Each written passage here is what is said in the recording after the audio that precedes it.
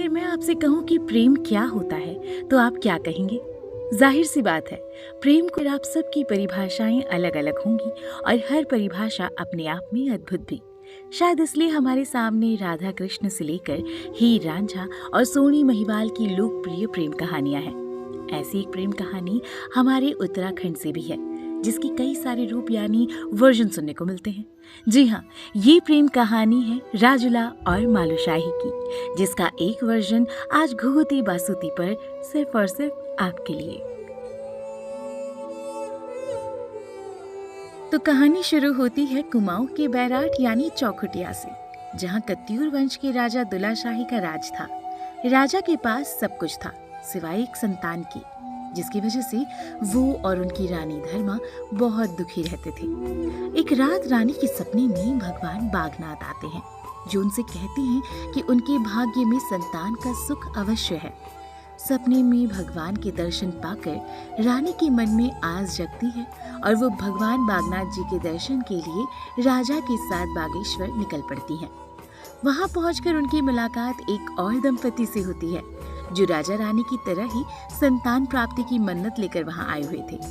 ये दंपति व्यापारी सुनपति शौका और उनकी पत्नी गांगुली थे। कहते हैं दुख एक ऐसी चीज है जो हमें ईश्वर और किसी अनजान इंसान दोनों के करीब ले आता है। यहाँ भी कुछ ऐसा ही हुआ। रानी और गांगुली का सूनापन उन दोनों को करीब ले आया और फिर उन्होंने एक दूसरे से वादा किया कि अगर उनके बेटे बेटी हुए तो वे उनकी शादी करा देंगे। इस तरह नियति ने इस प्रेम कहानी की सबसे पहली नींव रखी। समय बीता और भगवान बागनाथ के आशीर्वाद के बाद राजा दुलाशाही के घर राजकुमार मालूशाही और व्यापारी सुनपति के घर राजुला का जन्म होता है। लेकिन कुछ ही दिनों के बाद एक मुसीबत दस्तक दी जाती है।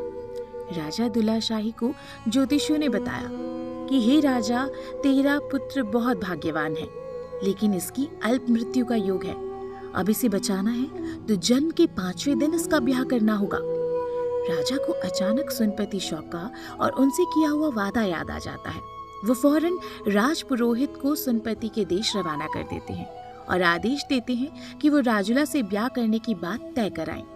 राजपुरोहित के प्रस्ताव से सुनपति सहमत भी हो जाते हैं और फौरन अपनी नवजात पुत्री राजुला का प्रतीकात्मक विवाह मालूशाही से कर देते हैं।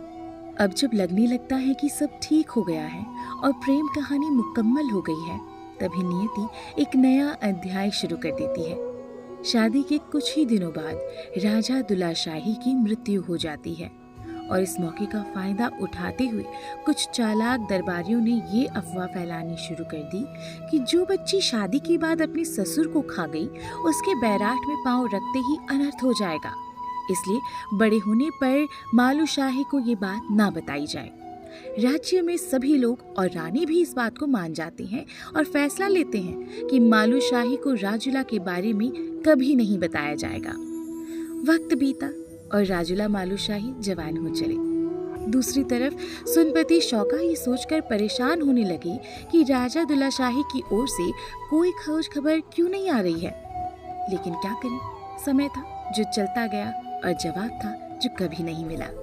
ऐसे ही एक दिन राजुला ने अपनी माँ से सवाल किया, माँ, दिशाओं में कौन दिशा सबसे प्यारी?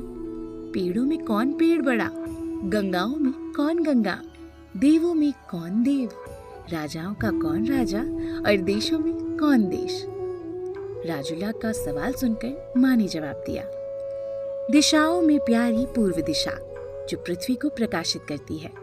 पेड़ों में पीपल सबसे बड़ा, उसमें देवता रहते हैं।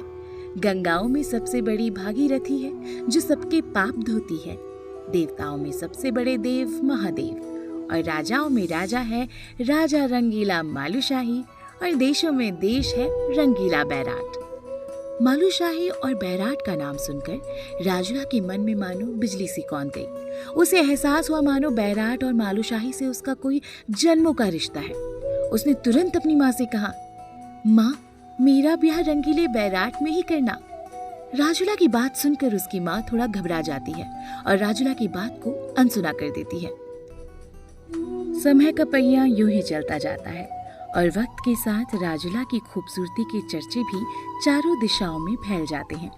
इसी बीच हूण देश के राजा विक्कीपाल को भी राजुला की खूबसूरती की भनक लग जाती है और वो उसे देखने के लिए सुनपति के घर चला जाता है।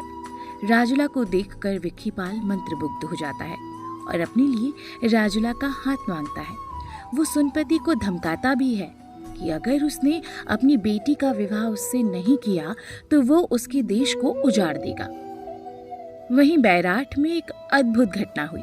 मालूशाही ने अपने सपने में राजुला को देखा और उसके रूप को देखकर मोहित हो गया। उसने सपने में ही राजुला को वचन दिया कि मैं एक दिन तुम्हें ब्याह कर ले जाऊंगा। यही सपना राजुला को भी हुआ। एक ओर मालूशाही का वचन और दूसरी ओर हूण राजा विक्कीपाल की धमकी। इन सब से दुखी होकर राजुला ने फैसला लिया कि वो खुद बैराठ जाएगी और मालूशाही से मिलेगी। उसने अपनी माँ से बैराठ का रास्ता पूछा, लेकिन उसकी माँ ने कहा कि बेटी तुझे तो अब शादी करके हूण देश जाना है, फिर बैराठ के रास्ते से तुझे क्या मतलब। माँ की बात सुनकर राजुला और परेशान हो जाती है। वो समझ जाती है कि उसका कोई भी साथ नहीं देगा, लेकिन राजुला को अपने सपने और एहसास पर यकीन था। वो जानती थी कि उसका और मालूशाही का जरूर कोई रिश्ता है। बस इसी एहसास के साथ राजुला एक दिन रात में चुपचाप एक हीरे की अंगूठी लेकर बैराठ की ओर चल पड़ती है। पहाड़ों को लांघकर और मन में प्रेम का विश्वास लिए राजुला बैराठ चली गई। इसी बीच मालूशाही ने भी शौकादेश जाकर राजुला को ब्याह कर लाने की बात अपनी माँ के सामने रखी। राजुला का नाम सुनकर रानी के पांव तले जमीन खिसक गई। वो सोच में पड़ गई कि जिस नाम को उन्होंने इतने सालों तक मालूशाही से छिपा कर रखा, आखिर मालूशाही के सामने वो नाम आया कैसे। और सिर्फ नाम नहीं बल्कि बात शादी की दीवानगी तक पहुंच गई है। डर और घबराहट रानी को घेर लेता है और इसी दौरान राजुला भी मालूशाही के राज्य पहुंच जाती है। रानी को जैसे ही राजुला के आने की खबर लगती है वो और घबरा जाती है और वैद्य को आदेश देती है कि वो मालूशाही को कोई जड़ी बूटी देकर सुला दे। वैद्य ऐसा ही करते हैं और मालूशाही लंबी नींद में चला जाता है। इतने में राजुला मालूशाही के पास पहुंच जाती है, लेकिन उसे उसका मालूशाह गहरी नींद में मिलता है।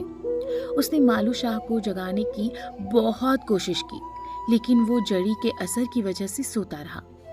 निराश होकर राजुला ने उसे अपनी हीरे की अंगूठी पहना दी और एक पत्र उसके सिरहाने रखकर रोते रोते अपने पिता के घर लौट गई।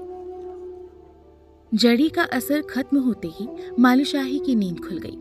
होश में आने पर मालू ने अपने हाथ में राजुला की पहनाई अंगूठी देखी और वो पत्र भी पढ़ा जिसमें लिखा था, हे मालू, मैं तो तेरे पास आई थी, लेकिन तू तो नींद के वश में था। अगर तूने अपनी माँ का दूध पिया है तो मुझे लेने हूण देश आना, क्योंकि मेरे पिता अब मुझे किसी और के संग ब्याह रहे हैं। ये पढ़कर राजा मालूशाही टूट जाता है। राजुला के विवाह की खबर ने मानो उसे जीते जी मार दिया हो। उसे विश्वास नहीं होता कि उसकी अपनी माँ ने उसके साथ ऐसा किया। उसका मन उचट जाता है, लेकिन वो जानता था कि ये समय विलाप का नहीं बल्कि राजुला को हूण देश से वापस लाने का है, और इसी खातिर वो गुरु गोरखनाथ की शरण में चला जाता है। दरअसल हूण देश के लोग तंत्र विद्या के महारथी थे और वो जानता था कि उनसे मुकाबला करना आसान ना होगा। मालूशाही ने गुरु गोरखनाथ से हाथ जोड़कर विनती की कि राजुला से मिलवाने में वो उसकी मदद करे, लेकिन गुरु गोरखनाथ भांप चुके थे कि ये काम इतना आसान नहीं है। इसलिए उन्होंने मालूशाही से वापस जाकर राजपाट संभालने को कहा, लेकिन मालूशाही कहाँ मानने वाला था। वो प्रेम में था, वो प्रेम जो उसके जीवन का मकसद और मर्म बन गया था। वो राजुला का दुख भी समझ रहा था और इस तरह उसे अकेले कैसे छोड़ सकता था। मालू का प्रेम देखकर गुरु गोरखनाथ पिघल जाते हैं और मालूशाही को दीक्षा देकर बोक्सारी विद्या भी सिखाते हैं। उन्होंने मालूशाही को वे तंत्र मंत्र भी सिखाए जिससे वो हूण देश के विष से बच सके। इसके बाद मालूशाही ने राजुला से मिलने के लिए राजपाट छोड़ा और धुनी की राख शरीर में मलकर जोगी का वेश धर लिया। मालूशाही जोगी के वेश में घूमता हुआ आखिरकार हूण देश पहुंच जाता है। साथ में चालाकी से अपनी कत्यूरी सेना को भी लेकर जाता है। मालू घूमते घूमते राजुला के महल पहुंचा। वहां बड़ी चहल पहल थी क्योंकि विक्कीपाल राजुला को ब्याह कर लाया था। विक्कीपाल जोगी को देखता है और उसे महल के भीतर आने को कहता है। उसे जोगी के हाव भाव देखकर लग गया था कि ये जरूर कोई बहरूपिया है और हो ना हो कोई राजा है। विक्कीपाल उसे और उसके साथ आए साधुओं को खत्म करने की योजना बनाने लगता है, लेकिन मालू को इस बात की बिल्कुल चिंता नहीं होती, क्योंकि उसकी नजरें तो राजुला को ढूंढ रही थी। राजा विक्कीपाल की योजना थी कि मालू को खीर खिलाने के बहाने जहर दे दिया जाए, और इस काम को पूरा करने के लिए वो अपने सैनिकों और दरबारियों से मिलने चला जाता है। मालू शाही के पास यही मौका होता है जिसमें वो राजुला से मिलने की पूरी कोशिश कर सकता है, लेकिन महल में आखिर वो रानी राजुला से मिले तो कैसे मिले, इसलिए वो भिक्षा के लिए आवाज लगाने लगता है और थोड़ी ही देर में उसके सामने गहनों से लदी राजुला सोने के थाल में भिक्षा लेकर आ जाती है। उसके आते ही जोगी बना मालू एकटक राजुला को देखता रह जाता है।